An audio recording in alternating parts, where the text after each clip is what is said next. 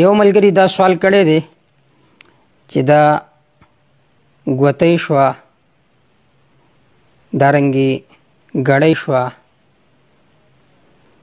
دا په کم لاس باندې په لاس کول پکار دي؟ په ښي لاس باندې یا په ګس لاس باندې؟ د دې جواب دا دی، دا ګوتۍ چې دا پکار دا دی چې دا په ښي لاس باندې په لاس کړی شي. انس رضی الله تعالی عنه فرمایي ان النبي صلی الله علیه وسلم کان یتختم فی یمینه. سنن نسائی دا روایت ذکر کړی دی چې جناب رسول الله صلی الله علیه وسلم به خپل انګوټه ګوتۍ دا به په ښي لاس باندې په لاس کوله. نو په ښي لاس باندې په لاس کول پکار دي. البته ګړۍ چې ده دا په دواړو لاسونو باندې په لاس کولی شي، په ښي لاس باندې هم په ګس لاس باندې هم.